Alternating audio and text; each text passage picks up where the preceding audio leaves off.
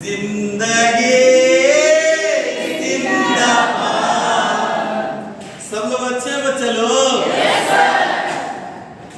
चलिए, पढ़ने से पहले एक बड़ा प्यारा सा पंक्ति सुने होंगे छोटे क्लास में, जो बड़ा ही गहरा अर्थ रखता है। करत करत अभ्यास के जड़मती होत सुजान रे। करत करत अभ्यास के जड़मती होत सुजान रे। रसरी आवत जात है शिल पर पड़त निशान रे। इसका अर्थ लगभग सभी कोई जानते हैं, लेकिन समय समय पर इसे जब आप लोग स्मरण में रखेंगे तो लगेगा क्या कि जब मन हारने थकने की स्थिति में जाए तो ये पंक्तियां आपको प्रेरित करती हैं। कहते हैं कि बार बार कोमल रस्सी के आवागमन से जब पत्थर पर निशान पड़ सकता है, बार बार के अभ्यास से जब कोई मंदबुद्धि विद्वान बन सकता है, तो इससे एक बात स्पष्ट होता है कि निरंतर अभ्यास से हम किसी भी क्षेत्र में सफलता प्राप्त कर सकते हैं। लेकिन थोड़ा सा हम लोग के साथ समस्या क्या है पता है कि हम लोग ना थोड़ा देखा देखी काम करते हैं। कैसे मैं बताता हूँ, एक छोटा सा उदाहरण से। मेरा बेटा का स्कूल में रिजल्ट आया और जब वो रिजल्ट लेके आया ना, तो मैं पूछता हूँ उससे, पास कर गया बेटा? पापा जाने रे, ओ जो वकील अंकल माने पापा और बेटा फेल कर गयो रे। बोले बेटा फेल कर गया, तू पास कर गया ना? ये पापा जाने रे, और डॉक्टर आंटी कौन है रे, और बेटियों फेल कर गयो पापा। बोले अरे तू पास कर ले बेटा। ए पापा जाने बगल वाले जो टीचर अंकल है ना, उनको वो बेटा फेल कर गयो रे। बोले अरे तू पास कर रहे हैं? ए पापा कौन तो प्रधानमंत्री है रे, जो बेटा पास कर दी तो बहाना बनाते हैं, है ना, कि दूसरे देखते वो नहीं किया है, सुकून मिलता है। तब मेरा भी नहीं हुआ तो कोई दिक्कत नहीं है। नहीं, देखा देखी नहीं करी, आपको जिस क्षेत्र में मन लगता है उसमें खूब मन लगाइए। आइए आज मिला जुला जीके जीएस में उन बिंदुओं पर हम लोग ध्यान देते हैं जिसको लेकर बड़ा कंफ्यूजन होता है। जैसे आप सभी विषय के बारे जानिए, physics, chemistry, biology, history, geography, कुछ करंट अफेयर्स के हिस्सा में देखिएगा। फिजिक्स में आप लोग पढ़े होंगे दर्पण के बारे में। तो इस शब्द से निकालिए, एक्चुअली में क्या होता है, दर्पण सूत्र और लेंस सूत्र में एगो वाला सूत्र में प्लस होता है, एगो में क्या होता है माइनस होता है। कुछ दर्पण ऐसे होते हैं, कुछ लेंस ऐसे होते हैं जो प्रतिबिंब का जो आकार है उसमें अलग अलग होता है, तो इधर उधर कंफ्यूजन होने लगता है। इसको थोड़ा सा अच्छे से पढ़ लीजिएगा ना तो कभी कंफ्यूजन नहीं होगा। जैसे बोलिए दर्पण, पण पण पण पण से निकाल देंगे परावर्तन, यानी प्रकाश के परावर्तन पर काम करता है कौन? और पण पण पण इसी से निकालिए प्लस, क्या निकालिए? प्लस, यानी दर्पण सूत्र में क्या होता है? प्लस होता है। 1/v plus 1/v equals to 1/f। क्या कंफ्यूजन दूर हो गया? Very good. दर्पण के बारे जब आप लोग पढ़ेंगे तो दर्पण दो प्रकार का होता है। कितने प्रकार का? दो प्रकार। एक दर्पण को हम लोग कहते हैं समतल दर्पण और एक दर्पण को कहते हैं गोलीय दर्पण। कौन दर्पण बोलते हैं? गोलीय दर्पण। बोलिए कौन दर्पण? गोलीय दर्पण। कितना प्रकार का? दो प्रकार। कौन कौन? समतल और गोलीय दर्पण। गोलीय दर्पण फिर दो प्रकार का होता है। कितने प्रकार का? दो प्रकार का होता है। एक को बोलते हैं उत्तल, क्या बोलते हैं? उत्तल, और एक को बोलते हैं अवतल। नाम से स्पष्ट है, समतल जिसका तल क्या रहता है? समतल, बराबर है। उत्तल जगह तल, अवतल जगह तल। समझ में आया क्या? तो इस तरह से आप लोग जानेंगे उत्तल और अवतल। देखिए इसमें जो बनने वाला प्रतिबिंब का आकार है उसको लेकर आपको कंफ्यूजन नहीं होगा। समतल में सम में बराबर होता है, तो बोलिए वस्तु के बराबर आकार का प्रतिबिंब कौन बनाता है? समतल दर्पण बनाता है, जिसका नाम से भी स्पष्ट हो जाता है। ये दोनों को लेकर कंफ्यूजन होता है ना? क्या कंफ्यूजन होता है मैं बताता हूँ कि किसमें बड़ा छोटा बनता है? तो उत्तल, ये देखिए दोनों नाम को देख पा रहे हैं हम लोग क्या?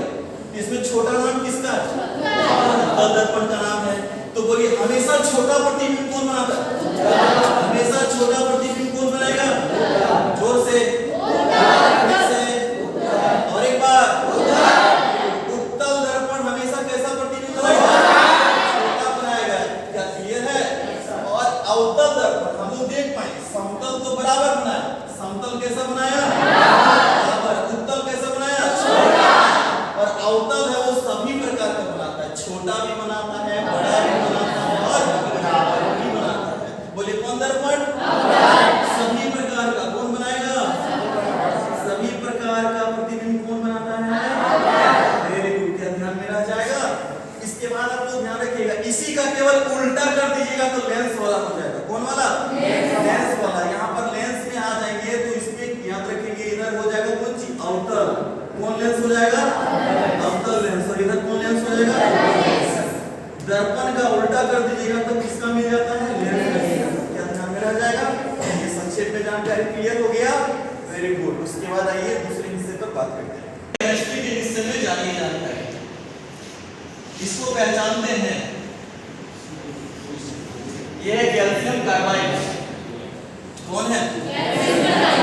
कैल्शियम कार्बाइड का नाम सुने होंगे आपने, नहीं सुने हैं? इन दिनों आम पक रहा है ना, तो कार्बाइड का प्रयोग किया जाता है ना। Very good. तो कार्बाइड एक गैस बनाता है C2H2, और ये पता है ये है एसिटिलीन। क्या है? एसिटिलीन। जोर से बोलिए, एसिटिलीन। इसी एसिटिलीन को हम लोग एथाइन भी बोलते हैं। क्या बोलते हैं? एथाइन भी बोलते हैं। और आप लोगों को पता होना चाहिए, फलों को कृत्रिम रूप से, फलों को, कच्चे फलों को, किसको? कच्चे फलों को कृत्रिम रूप से पकाने के लिए किसका प्रयोग करते हैं? Very good. कच्चे फलों को कैसे पकाने के लिए? कृत्रिम रूप से पकाने के लिए किसका प्रयोग होता है? वेरी गुड, एसिटिलीन का। तो आप लोग बताएंगे अगर हम कार्बाइड का प्रयोग करेंगे तो कौन सा गैस अपने बन जाएगा? एसिटिलीन गैस बनेगा ना। Very good. एसिटिलीन गैस फलों को किस रूप से पकाता है? लेकिन एक कंफ्यूजन और होता है, किसको लेकर? एथिलीन को लेकर। किसको लेकर के? एथिलीन का सूत्र होता है C2H, ये है कोची एथिलीन। इसी को बोलते हैं एथीन। क्या बोलते हैं बच्चों लोग? एथीन। इधर नहीं है आप लोग? यही है पादप हार्मोन। ये पादप हार्मोन जो है ये फलों को, या तो कह सकते हैं ना, पेड़ पौधे अपने फलों को प्राकृतिक रूप से पकाने के लिए जिस हार्मोन का प्रयोग करते हैं वो कौन है? एथिलीन। तो ये कैसे फलों को पकाता है? प्राकृतिक रूप से पकाता है। प्राकृतिक रूप से पकाता है। दोनों को लेकर कंफ्यूजन अगर होने लगे तो याद रखिए, कृत्रिम रूप से पकाने के लिए हम लोग AC में रख दीजिए फल को, AC में रख दिया, एसिटिलीन। क्या ध्यान में बन जाएगा? दोनों में एक चीज क्लियर कर लेना है। आप लोगों को पता है क्या, सिगरेट लाइटर में जो जलाने के बाद सिगरेट को जो जलाया जाता है, तो सिगरेट को सिगरेट लाइटर जो होता है, तो सिगरेट लाइटर में किसका प्रयोग होता है? उसमें कौन सा गैस होता है? पता है ना? सिगरेट लाइटर पूछेगा तो सिगरेट बेटा लोग पीता है तो बाप लोग कहता है सिगरेट पिए हैं बेटा। तो एक बार ऐसा ही बेटा अपने रूम में सिगरेट पी रहा था, बाबूजी जाते हैं और जाने के साथ जैसे खोलते हैं ना दरवाजा, जैसे खोलते तो खुल जाता है, बेटा तुरंत क्या करता है? सिगरेट को अपने पैकेट में डाल देता है। बोले सिगरेट का धुआं है, सिगरेट पी रहा है रे। बोले नहीं सिगरेट को नहीं पी रहे हैं बेटा, सही बन गया। उसके बाद बोले तो तुम्हारे यहाँ से धुआं कैसे निकल रहा है? बोले पापा आपने दिल जलाने वाला बातें बोल दी है इसलिए धुआं निकल रहा है। तो हम लोग अपनी गलती को कुछ इस तरह से छुपाने का काम करते हैं। तो बेटा सिगरेट पीता है तो पापा तो बेटा सिगरेट पी रहा है रे, बेटा से निकाले ब्यू। कौन गैस होता है? Butane gas. बोलिए सिगरेट लाइटर में कौन सा गैस? Butane gas. क्या ध्यान में रह जाएगा? चलिए इसके बाद से और कुछ महत्वपूर्ण चीज जानेंगे आप लोग।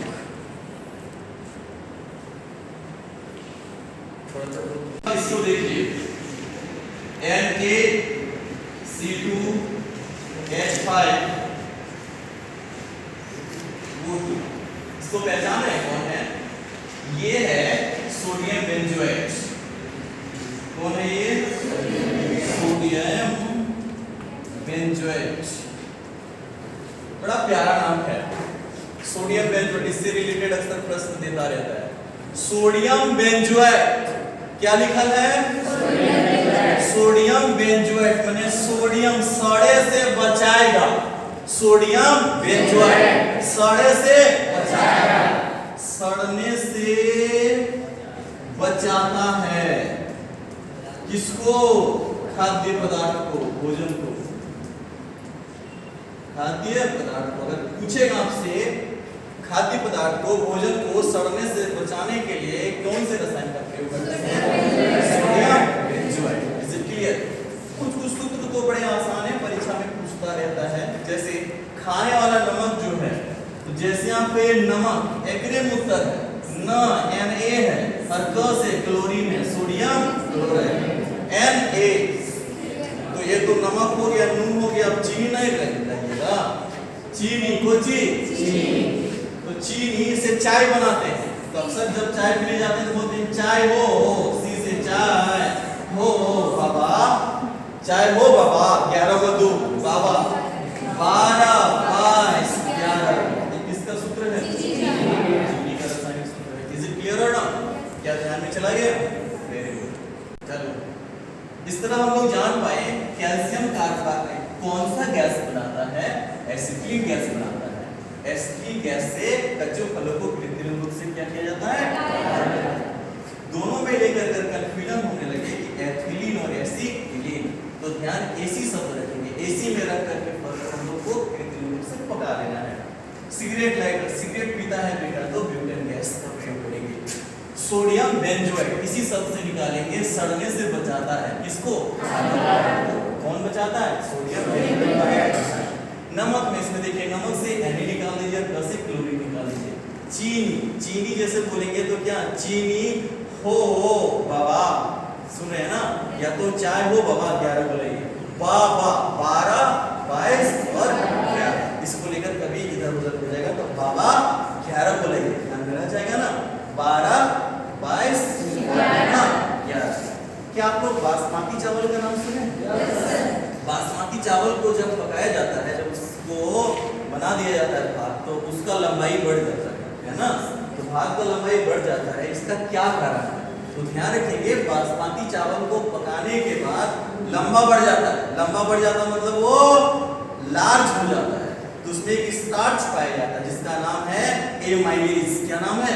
एमाइलेज। बोले बासमती चावल को पकाने के बाद लंबा किसके कारण होता है? एमाइलेज नामक स्टार्च के कारण। एमाइलेज, ये क्या है? स्टार्च। ध्यान में रह जाएगा ना? एमाइलेज कैसे याद रख लीजिएगा? बोलिए, बासमती चावल को पका देंगे तो लंबा बढ़ गया, मतलब वो माइलेज देना चालू कर दिया है ना? तो बोलिए एमाइलेज नामक स्टार्च से बासमती चावल क्या होता है? पकाने के बाद वो लंबा हो जाता है। ठीक है ना? इसके बाद आप लोग जानते हैं, लौंग जब खाइएगा ना तो मुंह से अगर बदबू आ रहा है तो वो क्या होता है ना? दूर कर देता है। या दांत भी दर्द करता है तो लौंग से क्या हो जाता है? ठीक हो जाता है। तो आप लोग पता है लौंग में एक तत्व पाया जाता है जिसका नाम है यूजिनॉल। क्या नाम है? यूजिनॉल। कौन सा रसायन पाया जाता है? यूजिनॉल नामक रसायन। किसमें पाया जाता है? लौंग। क्या ध्यान रह जाएगा ना? और बताइए, हमेशा लौंग का यूज करिए। क्या करिए? यूज करिए, तो मुंह महकेगा नहीं। तो यूजिनॉल नामक तत्व के कारण लौंग में क्या होता है? एक विशेष प्रकार का सुगंध पाया जाता है। क्या ध्यान में रह जाएगा? इसके बाद बायोलॉजी के हिस्से में देखिए, जब आप बोलिए हड्डी, क्या बोलिए? हड्डी। डी से निकालिए डी, यानी हड्डी। हड्डी के लिए कौन सा विटामिन की जरूरत होती है? Vitamin D. हड्डी को हम लोग अस्थि बोलते हैं। क्या कहते हैं? अस्थि बोलते हैं हिंदी में। अस्थि से निकालेंगे, आपसे बोलिए इधर है सभी लोग, क्या? अस्थि से निकालिए ऑस्टियोलॉजी। क्या निकालिए? अस्थि, ऑस्टियोलॉजी।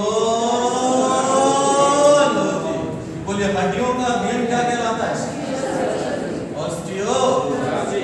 इस ऑस्टि शब्द से और निकालिए, इधर है ऑस्टियोसाइट। क्या निकालिए? ऑस्टियोसाइट। साइट निकालिए। जब ऑस्टियोसाइट निकालेंगे तो हड्डी में कौन सी कोशिका पाया जाता है? तो याद रखिएगा, हड्डी में कौन सा कोशिका पाया जाता है? ऑस्टियोसाइट। इसी ऑस्टी शब्द से निकालेंगे, इसे ऑसी से निकालेंगे, ऑसीन। क्या निकालेंगे? ऑसीन। तो आपको याद रखिए हड्डी में कौन सा प्रोटीन पाया जाता है? ऑसीन प्रोटीन पाया जाता है। इज इट क्लियर और नॉट? अगर आपसे पूछता है कि हड्डी में कौन सा तत्व पाया जाता है, इसमें दो तत्व पाए जाते हैं, कैल्शियम और फास्फोरस। कौन सा तत्व? कैल्शियम और फास्फोरस। देखिए इतना में से कितना चीज का भेज ले लिया। हेलो, हड्डी डी से हड्डी में कौन विटामिन? हड्डी को अस्थि भी बोलते हैं। अस्थि से निकाले ऑस्टियो। हड्डियों का अध्ययन कहलाता है ऑस्टियो। ऑस्टियोसाइट कोशिका पाया जाता है, ऑस्टिन नामक पाया जाता है। हड्डी रोग विशेषज्ञ को अगर आपसे पूछता है हड्डी रोग विशेषज्ञ को क्या बोलते हैं, तो ऑर्थोपेडिक्स बोलते हैं। क्या बोलते हैं?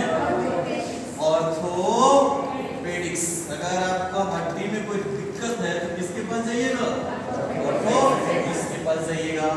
हड्डी की संख्या से लेकर जानना है तो आपको याद रखिएगा, हड्डी जो है वो एक ऊतक है, टिश्यू है ना। हड्डी की संख्या, किसकी संख्या? हड्डी की संख्या अगर आप लोगों को जानना है तो इसको जानिएगा। अलग अलग उम्र में इसकी संख्या क्या होती है? अलग अलग होती है। नवजात शिशु में, इसमें नवजात शिशु जब बच्चे का जन्म होता है तब हड्डी की संख्या 300 प्लस होती है। कितनी होती है? 300 से अधिक होती है। बाल्यावस्था में, इसमें बाल्यावस्था में इसकी संख्या जुड़कर हो जाती है 208। कितनी हो जाती है? 208। और जब व्यस्त हो जाता है तो याद रखेंगे व्यस्त होने पर इसकी संख्या हो जाती है 206 हो जाती है। कितना क्लियर हो गया? आइए अब हिस्ट्री में कुछ महत्वपूर्ण जानकारी को जानिए जिसके नाम को लेकर कभी कंफ्यूजन होता है। प्यारा सा गाना सुने होंगे।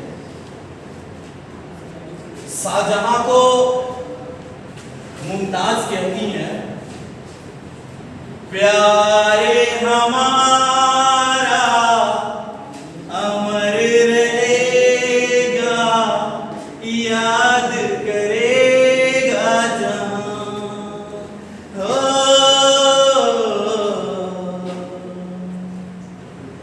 मैं मुमताज हूँ तेरे ख्वाबों का, तू मेरा शाहजहां। तो शाहजहां कहते हैं बड़े प्यार से, हमें हर घड़ी आरज़ू है तुम्हारी। कुछ है आरज़ू, आरज़ू, आरज़ू, आरज़ू, आरज़ू। तो याद रखेंगे अर्जुमंद बानो बेगम, ये वास्तविक नाम था किनका? मुमताज। मुमताज महल। और आप लोगों को पता होना चाहिए विश्व के 7 आश्चर्यों में से जो ताजमहल है, वो चीज ताजमहल, वो किनकी याद में शाहजहां ने बनवाया था? शाहजहां मुगल वंश के बादशाह थे और शाहजहां के पुत्र जो थे जिनका नाम था बड़ा पुत्र का दारा शिको। क्या नाम था? दारा शिको, जिसको लघु अकबर के नाम से जानते हैं। ध्यान दीजिए आप सभी लोग, मुगल वंश में एक बड़े ही महान बादशाह हुए जिसे मुगले आजम कहते हैं। मुगले आजम, इसका मतलब होता है मुगलों में महान। तो मुगले आजम कहा जाता है अकबर बादशाह। किनको कहा जाता है? अकबर बादशाह की कुछ धार्मिक नीतियां ऐसी थी जिसकी प्रशंसा आज भी की जाती है। ध्यान रखेंगे अकबर के विचारधारा से मिलते जुलते कुछ और लोग हुए हैं। यही कारण है कि अकबर के उपनाम से उन लोगों को जाना जाता है। मुगले आजम किन्हें कहते हैं? लघु अकबर किसे कहते हैं? कश्मीर का अकबर जलालुद्दीन को कहते हैं। और सल्तनत काल का अकबर कौन कहलाते हैं? ठीक है ना। इन लोग की नीतियां, इन लोग की विचारधारा आपस में मेल खाती थी, इसलिए एक दूसरे को इस नाम से जाना जाता है। ध्यान रखिएगा। अब आप लोग ज्योग्राफी में कुछ पॉइंट को जानिए। इस नदी का नाम सुने हैं? लोहित नदी। देखिए नाम से इसका एक जीते निकलेगा लोहित। वैसे भी लोहा से किसी को मारेगा तो खून निकलेगा, है ना? तो लोहित नदी का उपनाम है खून की नदी। किस नदी को खून की नदी उपनाम से जाना जाता है? खून की नदी। खून की नदी इसलिए कहा जाता है क्योंकि इसका उग्र और तूफानी रूप प्लस लाल और लेटेराइट मिट्टी की लाल रंग इसको क्या करता है? खून की नदी के उपनाम से पहचान दिलाता है। लोहित नदी जो है ये भारत और चीन में बहती है। चीन के तिब्बत से निकलती है और ये ब्रह्मपुत्र नदी की क्या है? सहायक नदी है। इस नदी की ब्रह्मपुत्र नदी की ये सहायक है। इज इट क्लियर और नॉट? ध्यान ये रखना है भारत में ये किन दो राज्यों में बहती है? ये जिन दो राज्यों में बहती है वो है अरुणाचल प्रदेश और असम में। अरुणाचल प्रदेश और कहाँ? असम में। और आप लोग को बहुत अच्छा लगेगा ये जान करके कि वर्तमान में आज दिनांक 3 जुलाई 2021 है। अभी के तिथि तक की मैं बात कर रहा हूँ, आगे चलकर के ये परिवर्तन भी हो सकता है। तो अभी तक के तिथि में भारत का सबसे लंबा नदी पुल जो है, जो 9.15 किलोमीटर है, जिसका नाम है ढोला सादिया सेतु, जिसे भूपेन हजारिका सेतु के नाम से जाना जाता है, वो किस नदी पर बना है? और ये अरुणाचल प्रदेश और असम को क्या करता है? जोड़ता है। हालांकि इन दिनों बिहार के गंगा नदी पर भी एक सेतु निर्माण में है, जो कुछ दिन के बाद वो सबसे लंबा की श्रेणी में आ सकता है। तो याद रखेंगे भूपेन हजारिका सेतु किस पर बना है? हाँ, सेतु बना है। और याद रखेंगे ये भूपेन हजारिका जो असम के थे, जिन्हें 2019 में भारत रत्न भी प्रदान किया गया। 2019 में 3 लोगों को भारत रत्न दिया गया था। इसे हम लोग याद रख सकते हैं आसानी से। नानाजी को 1000 बार प्रणाम। नानाजी से नानाजी देश को 1000 बार, 1000 से भूपेन और प्रणाम से प्रणाम। 2019 में कितने लोगों को? भूपेन हजारिका का संबंध किससे है? संगीत के क्षेत्र से। भूपेन हजारिका सेतु किस नदी पर बना है? लोहित नदी का उपनाम क्या है? ब्रह्मपुत्र नदी की ये क्या है? एक सहायक। ध्यान आप सब लोग रखिएगा, ब्रह्मपुत्र नदी का कुछ उपनाम जो परीक्षा में पूछता है, ब्रह्मपुत्र नदी का उपनाम। तो ध्यान रखिएगा सभी लोग, इसके उपनाम को याद रखना बड़ा आसान है। 4 जगहों पर इसका नाम जो अलग अलग हो जाता है। एक तिब्बत में, कहाँ? तिब्बत में।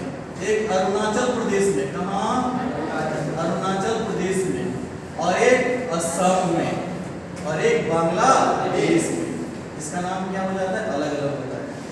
याद रखेंगे ब्रह्मपुत्र बोल रहा है, पुत्र क्या क्या? तिब्बत से पौ करते आया, पौ करते आया। इसको करते आया पौ, तो सांग पौ करते आया, अरुणाचल प्रदेश में आके हग दिया।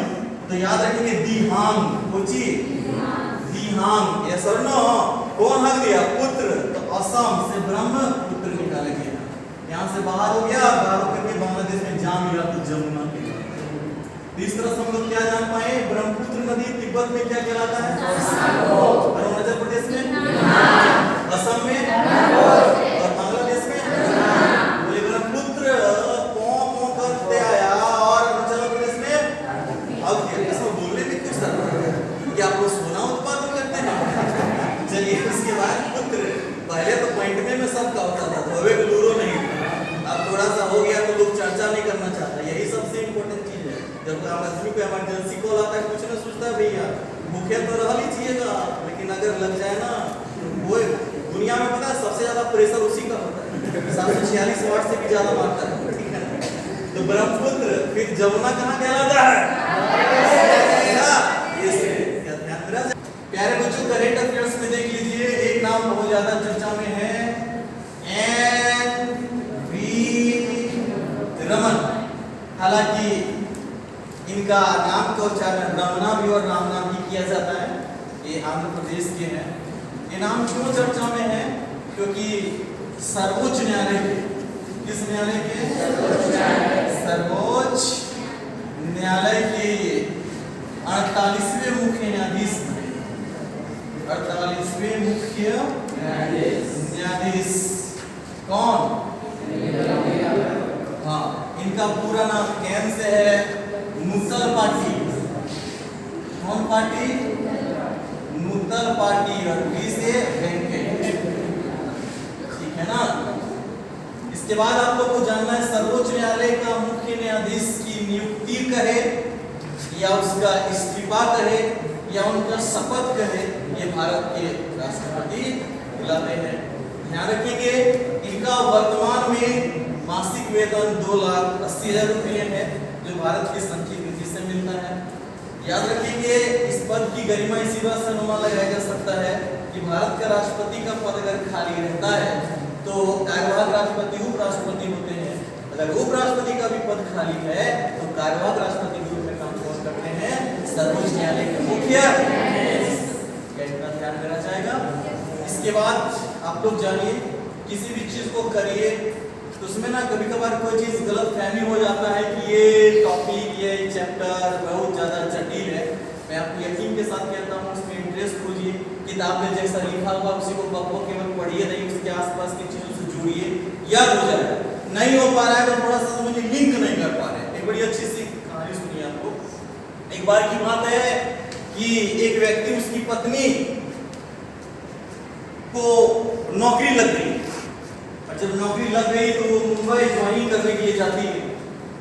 जब मुंबई ज्वाइनिंग करने के लिए जाती है, जब ज्वाइन कर लेती है तो वो घर मैसेज करती है, और मैसेज करके वो कहती है कि उनको लगा था कि अगर मैसेज कर देंगे तो घर वाले चिंता नहीं करेंगे, लेकिन सब ठीक ठाक से।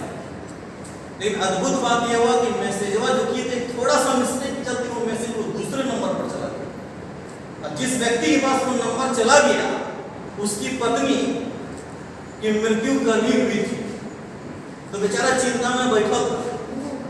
तो मैसेजवा जैसे ही देखता है तो मैसेजवा पता चलता है कि वो तो अपने पति के पास की थी, वो दूसरी जगह चला गया। तो लिखा था कि मैं यहाँ ठीक से पहुंच गई, आप चिंता ना करें, कुछ दिन में आपको भी मैं बुला लूंगी। वो व्यक्ति बेचारा बेहोश पड़ गया। तो प्यारे बच्चों, कभी कभार हम लोग के साथ यही होता है कि हम लोग क्या करते हैं ना, जिस तरह से लिंक बना के पढ़ना चाहिए नहीं पढ़ पाते हैं, दर्शक इतना बन जाता है, डर बन जाता है कि विषय वस्तु भारी लगने लगता है। इसी तरह आसान बना के पढ़िए। तो थोड़ा संक्षेप में बताएं, सभी टॉपिक को डिटेल, इतना डिटेल पढ़ाते हैं हम या इतना डिटेल बताएंगे जो एक चीज से छूटेगा नहीं। तो संक्षेपण था, टेलर था। बने रहिए, जिंदगी